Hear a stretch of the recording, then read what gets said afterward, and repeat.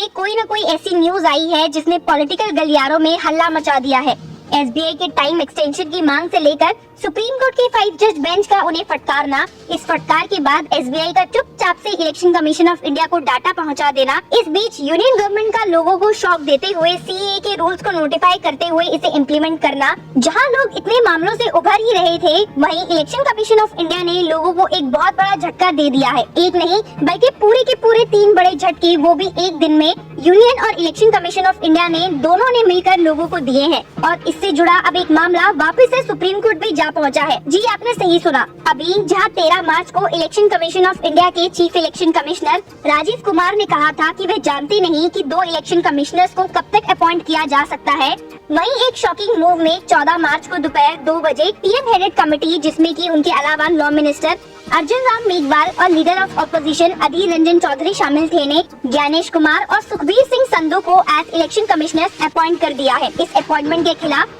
अधीर रंजन चौधरी ने आवाज उठाई है और कहा है कि इस कमेटी में चीफ जस्टिस ऑफ इंडिया को होना बेहद जरूरी था, क्योंकि यूनियन ने इस प्रोसेस से 200 कैंडिडेट्स में से 6 नाम्स को शॉर्टलिस्ट करने के बाद इन दोनों को एज इलेक्शन कमिश्नर्स अपॉइंट किया है। बिल्कुल भी समझ नहीं आ रहा। हालांकि लोग इस न्यूज को डाइजेस्ट कर ही रहे थे कि एक शॉकिंग टर्न ऑफ इवेंट में इलेक्शन कमीशन ऑफ इंडिया ने डेडलाइन 15 मार्च के पहले ही 14 मार्च को 7:30 बजे एसबीआई द्वारा दिए गए सारे डाटा को अपनी वेबसाइट पर पोस्ट कर दिया है। जी हाँ, आपने सही सुना। अंत में जाकर फाइनली ये डाटा अब पब्लिक के बीच आ चुका है और इस खबर से तो इलेक्शन कमीशन ऑफ इंडिया ने पूरे देश में तहलका मचा दिया है। एक प्रेस नोट में इलेक्शन कमीशन ऑफ इंडिया ने लोगों को ये खबर देते हुए चौंका दिया है। ये खबर chief election commissioner Rajiv Kumar के एक प्रेस कॉन्फ्रेंस के ठीक एक दिन बाद सामने आई है, जहां उन्होंने कहा था कि इलेक्शन कमीशन ऑफ इंडिया हमेशा ही डिस्क्लोजर और ट्रांसपेरेंसी पर जोर देती है। अब आप इलेक्शन कमीशन ऑफ इंडिया की वेबसाइट पर जाएंगे तो आपको 2 लिंक्स दिखेंगे जहां इलेक्शन कमीशन ऑफ इंडिया ने ये डाटा अपलोड किया है।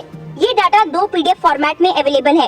पहली पीडीएफ में किसने किस दिन और कितने डिनोमिनेशन के बॉन्ड्स खरीदे उसकी डिटेल्स दी हुई है और ये पीडीएफ 337 पेजेस की है। आपको बता दें कि पैसों की ये डिनोमिनेशन 3 फॉर्मेट में है, that is ₹1 lakh, ₹10 lakh and ₹1 crore, dating back to April 12, 2019। इस लिस्ट में कई फेमस कंपनीज और ऑर्गेनाइजेशन शामिल है, जिसमें Grasim Industries, Mega Engineering, Pyramid Enterprises, Torrent Power, Bharti Airtel, DLF Commercial Developers, Vedanta Limited, Apollo Tyres, Lakshmi Mittal, Edelweiss, PVR, Keventer, Sula Wine, Welspun and Sun Pharma. और इसी के साथ ये डाटा भी सामने आ गया है कि किसने कितने रुपए के इलेक्टोरल बॉन्ड्स खरीदे हैं। इसमें सबसे टॉप पर डोनर्स की लिस्ट में future gaming and hotel services, lottery Martin मौजूद है, जिन्होंने electoral bonds worth ₹1208 crore purchase किए थे। Whereas Mega Engineering and Infrastructure Limited bought bonds worth 821 crore. अभी हालांकि जैसे जैसे डाटा सामने आ रहे हैं, ये नंबर एड अप होने के स्कोप दिख रहे हैं, पर इलेक्शन कमीशन ऑफ इंडिया के डाटा पब्लिक करने के बाद कुछ न्यूज आर्टिकल्स ऐसे भी आ रहे हैं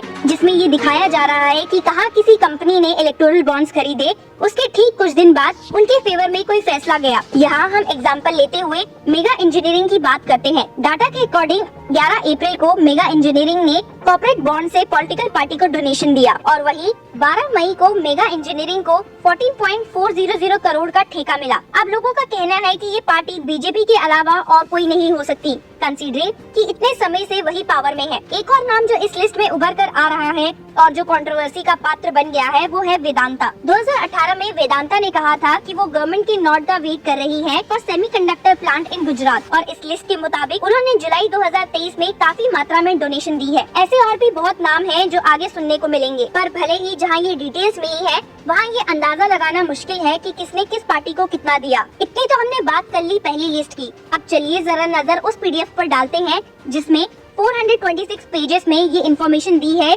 कि किस पॉलिटिकल पार्टीज को कितने इलेक्टोरल बॉन्ड्स के थ्रू पैसे मिले हैं। जहां लोगों को उम्मीद थी कि बीजेपी को इससे ज्यादा फायदा हुआ होगा, वहीं लोग दूसरी पार्टीज के नंबर देखकर चौंक गए हैं, जिसमें Congress, AIADMK, BRS, Shiv Sena, TPD, YSR Congress, DMK, JDS, NCP, Trinamool Congress, JDU, RJD, आम आदमी पार्टी एंड समाजवादी पार्टी भी मौजूद है। इसी बीच एक डाटा ये भी आया है जो ये शो कर रहा है कि किस पार्टीज को कितने पैसे इलेक्टोरल बॉन्ड्स के थ्रू अभी तक मिले हैं। इस टेबल में आपको शो होगा कि बीजेपी को इस प्रोसेस से कितने ही करोड़ रुपए मिले हैं और कितनों का फायदा हुआ है। जहां SBI ने ये दोनों डाटा को मैच नहीं किया, वहीं वक्त नहीं लगेगा कि data analyst such as commodore Lokesh Batra जैसे लोग इसे एनालाइज कर दे। सिर्फ यही नहीं, ईडीआर के फाउंडर्स ने कहा था कि जैसे ही इलेक्शन कमीशन ऑफ इंडिया ये डाटा पब्लिश करेगी, उनकी टीम इस मामले में फुर्ती दिखाते हुए डाटा को एनालाइज करके लोगों को एक क्लियर पिक्चर दे देगी। अभी तक हमने बात की 2 बड़े झटकों की, और चलिए अब एक तीसरे झटके पर भी नजर रखते हैं, जो शायद अभी तक का सबसे इम्पोर्टेंट झटका है, जो कि सुप्रीम कोर्ट भी जा पहुंचा है। तो जहां इलेक्शन कमीशन ऑफ इंडिया ने लोगों को एक बहुत बड़ा झटका दे दिया है ये इलेक्टोरल बॉन्ड्स के डाटा को डिस्क्लोज करते हुए, वहीं उन्होंने सुप्रीम कोर्ट में एक एप्लीकेशन भी फाइल की है उनके 11 मार्च के ऑर्डर को मॉडिफाई करने के लिए। और शॉकिंगली इस मामले में वापस से वही बेंच बैठने वाली है जिसने की इलेक्टोरल बॉन्ड्स जजमेंट सुना था, यानी कि एक constitutional bench comprising of chief justice of India DY Chandrachud, justice Sanjeev Khanna, BR Gavai and Manoj Mishra सुबह 10:30 बजे 15 मार्च को। इस बात को सीनियर एडवोकेट प्रशांत भूषण ने अपने एक्स पे पोस्ट करते हुए शेयर किया और वापस से इलेक्शन कमीशन ऑफ इंडिया और SBI दोनों को फटकारा है, ये कहते हुए कि दोनों यूनियन के अंडर है और एक चाल चल रहे हैं। अपने एक्सपर्ट ट्वीट करते हुए सीनियर एडवोकेट ने कहा है, after SBI election commission now files an application for modification of supreme court order in electoral bonds case, the government is desperate to hide information, gets one caged parrot after another to file application for time और modification।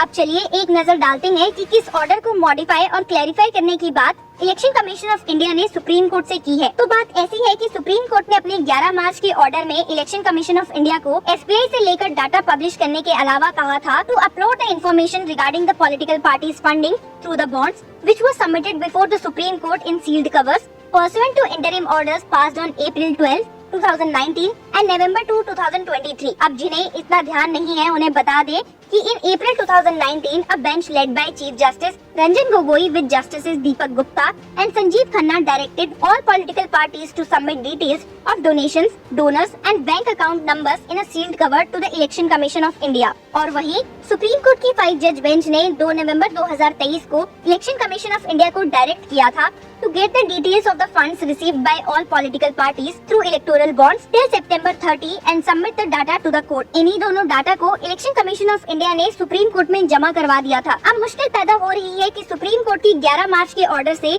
जिसमें उन्होंने election commission of India को इन दोनों data को अपनी site पर publish करने को बोला है, पर मामले में ट्विस्ट ये है कि इलेक्शन कमीशन ऑफ इंडिया ने इन दोनों डाटा की कॉपी अपने पास नहीं रखी है और उनके पास जैसे ही डाटा आया तो उन्होंने सील्ड कवर में सारे डाटा को सुप्रीम कोर्ट पहुंचा दिया था। आपको बता दें कि ये data sealed cover containing 106 sealed envelopes and sealed boxes containing 309 and 214 sealed envelopes respectively में सुप्रीम कोर्ट को भेजा गया था। Election commission of India pointed out that in March 11 order the court observed copies of the statements which were filed by Election Commission of India before this court would be maintained in the office for the Election Commission of India, stating that it has not retained any copies of the documents. The Election Commission of India seeks a modification of the above observation in the order। और supreme court से इस order को modify करने की मांग की और साथ ही पूरे सील डाटा को वापस भी मांगा है कि वे उसे कंप्लाई कर सके। अपनी प्ली में इलेक्शन कमीशन ऑफ इंडिया ने स्टेट किया, it is requested that the aforementioned portion of the order dated 11 March 2024